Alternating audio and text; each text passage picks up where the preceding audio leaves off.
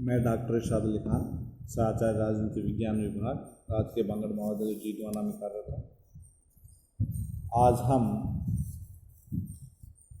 शुक्र द्वारा प्रतिपादित अपनी पुस्तक में सामाजिक व्यवस्था और परराष्ट्र संबंधों का अध्ययन करेंगे।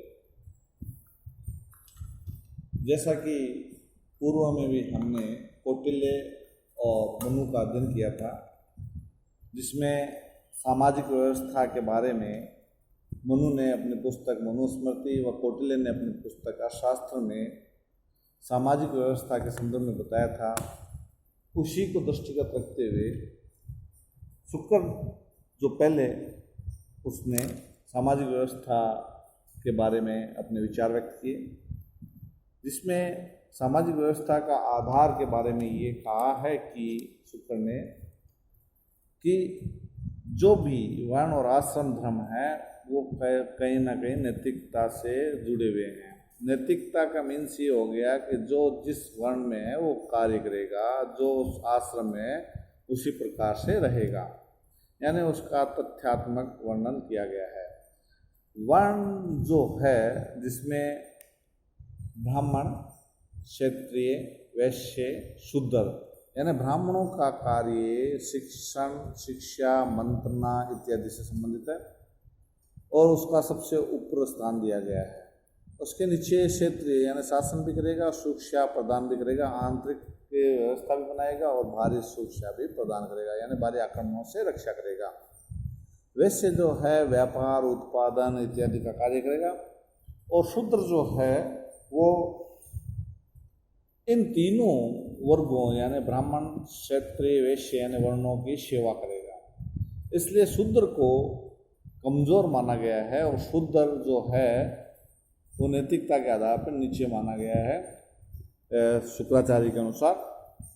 और इन्होंने जो आधार बनाया था उस समय जन्म आधारित ना होकर वर्ण क्रम आधारित था।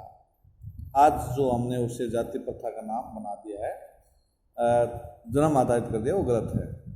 आश्रम व्यवस्था के बारे में भी कौटिल्य और मनु की तरह ही शुक्र ने भी अपने शुक्र नीति सार में 4 आश्रमों की व्यवस्था की है, यानी कि कुल आयु मनुष्य की इन्होंने 100 वर्ष मानी है और उसमें ब्रह्मचर्य आश्रम, गृहस्थ आश्रम, वानप्रस्थ आश्रम और संन्यास आश्रम प्रत्येक का 25-25 वर्ष का समय होगा, यानी कि 25 वर्ष तक वो अध्ययन करेगा। उसके पश्चात वह क्षेत्रीय में इसमें गृहस्थ आश्रम में कमाने का और बच्चों का पालन पोषण करेगा। उसके बाद में वानप्रस्थ आश्रम 51 से लेकर 50 से लेकर 75 तक और फिर संन्यास आश्रम में 75 से लेकर 100 तक वो संन्यास के रूप में कार्य रहेगा।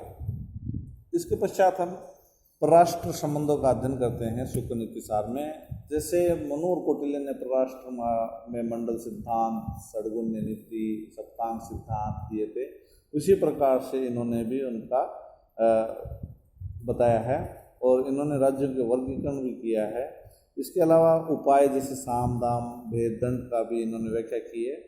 षड्गुण्य नीति में भी इन्होंने जैसे मनु और कौटिल्य ने बताया वैसे ही इन्होंने बताया संधि, विग्रह, यान, आसन, आश्रय, द्वैध भाव, यानी कि संधि के संदर्भ में शुक्र कहता है जिस क्रिया द्वारा बलवान शत्रु निश्चित मित्रता के साथ निश्चितता के भाव को प्राप्त करे वह संधि है। विग्रह को इन्होंने कहा है शुक्र ने शत्रु को पीड़ित किया या अधीन बनाया जाए उसे विग्रह कहते हैं। थोड़ा सा चेंज किया नहीं। यान का यहाँ पर शत्रु के नाश के लिए चिटाई करने को यान का यानी आक्रमण कर दिया। यान में इन्होंने अलग अलग बताए हैं। यान में जो बताए हैं विग्रहयान, संधाययान, संभूयान, प्रसंगयान, उपेक्षायान, यानी कि इन्होंने 5 यान बताए हैं। विग्रहयान, संधाययान, संभूयान और प्रसंगयान और उपेक्षायान। इसके पश्चात इन्होंने आसन का नाम दिया है कि चुपचाप बैठने वाला, जहाँ पर पड़े रहने से अपनी रक्षा तथा शत्रु का नाश हो सके वहाँ पड़े रहने को आसन कहा है।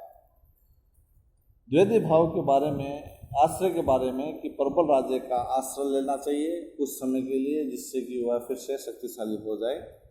उसके पश्चात द्वैधी भाव यानी कि सेना को विजित करके अलग अलग स्तरों पर विभक्त रखने को शुक्र ने द्वैधी भाव कहा है। यहाँ थोड़ा चेंज किया है, यानी कि सेना को 2 भागों में बांट दिया और अलग अलग स्तरों पर रखने को उसने द्वैधी भाव कहा है। गुप्तचर और दूत व्यवस्था के बारे में भी कौटिल्य और मनु की तरह शुक्र दिखता है। गुप्तचर के दूत के बारे में जैसे पहले हमने पढ़ा 10 प्रकृतियाँ बताता है, उसमें से दूत का भी शुक्र ने अपनी नीति में दूत का 10 प्रकृतियों में उल्लेख किया है। गुप्तचर व्यवस्था के बारे में शुक्र नीति ने शत्रु और प्रजा के व्यवहार को जानने के लिए कुशलता एवं यथार्थ बातों को सुनकर उन्हें ठीक ठाक बताने की क्षमता अर्थात सत्यभाषी होने को गुप्तचर के लिए आवश्यक योग्यता माना है। युद्ध के बारे में भी इन्होंने स्पष्ट रूप से लिखा है। शुक्र नीति में दी गई परिभाषा के अनुसार परस्पर शत्रु भाव रखते हुए 2 व्यक्तियों में अस्त्र शस्त्र आदि द्वारा जो व्यापार होता है उसे युद्ध कहते हैं। युद्ध एक को बहुतों के साथ, बहुतों को बहुतों के साथ, एक का एक के साथ अथवा 2 का 2 के साथ होता है। युद्ध प्रवृत्ति का औचित्य क्या है? शुक्र ने युद्ध को पापपूर्ण और जघन्य करते नहीं माना, अपितु उल्लेख किया है कि युद्ध में मरने पर क्षत्रिय को उत्तम फल की प्राप्ति होती है। युद्ध में पीछे पैर न हटाने वाले और लड़कर मर जाने वाले क्षत्रिय की प्रशंसा की गई है। शुक्र नीति में युद्ध को राज्य के हित साधन का सर्वश्रेष्ठ एकमात्र आधार के रूप में मान्यता दी गई है। क्षत्रिय के लिए युद्ध को पवित्र कर्तव्य मानने का आग्रह शुक्र की केवल इस अपेक्षा को व्यक्त करता है कि क्षेत्रीय युद्ध का अवसर उपस्थित हो जाने पर युद्ध से पलायन ना करे। युद्ध अंतिम विकल्प के रूप में होना चाहिए। शुक्र ने कहा है कि युद्ध जो है अंतिम विकल्प के रूप में होना चाहिए।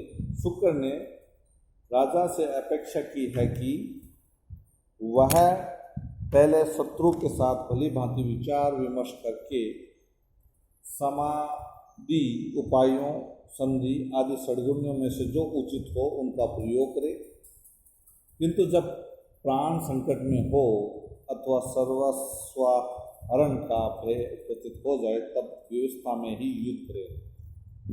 युद्ध के जो नियम भी इन्होंने बताए हैं शुक्र नीति में, शुक्राचार्य ने, किसी के ललकारने पर क्षत्रिय को अवश्य युद्ध करना चाहिए।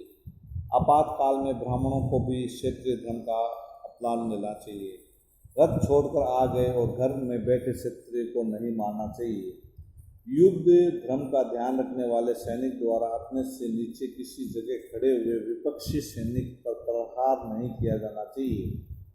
नपुंसक हाथ जोड़े हुए, सिर के बाल बिछे हुए बैठे हुए मैं तुम्हारे अधीन हूँ ऐसा कहने वाले व्यक्ति का वध नहीं किया जाना चाहिए। सोए हुए लड़ाई के योग्य वेश धारण न किए हुए नग्न शस्त्र रहित नहीं लड़ते हुए विपक्ष का वध नहीं किया जाना चाहिए। विपक्षी का वध नहीं किया जाना चाहिए। दूसरे के साथ होते हुए युद्ध को देखने वाले व्यक्ति पर प्रहार नहीं किया जाना चाहिए। जलपान आदि करते हुए भोजन करते हुए विपक्षी शत्रु पर प्रहार नहीं किया जाना चाहिए। युद्ध के अतिरिक्त अन्य कार्यों में व्यस्त सैनिकों का वध नहीं किया जाना चाहिए। डरे हुए एवं युद्ध से विमुख हुए सैनिकों पर प्रहार नहीं किया जाना चाहिए। ये युद्ध के नियम शुक्र ने अपने शुक्र नीति सार में बताया।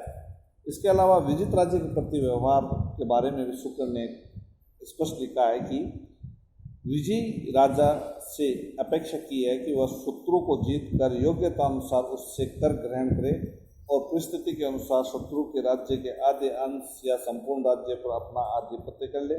उसके पश्चात शत्रु की प्रजा को हर प्रकार से प्रसन्न रखे तथा अपनी प्रजा की भांति ही उसका पालन करे। शत्रु ने राजा को यह परामर्श भी दिया है कि वह विजित राज्य में कार्यरत पूर्ण मंत्रिमंडल को हटाकर अपनी प्रतिनिष्ठा रखने वाले नवीन मंत्रिमंडल की नियुक्ति करे।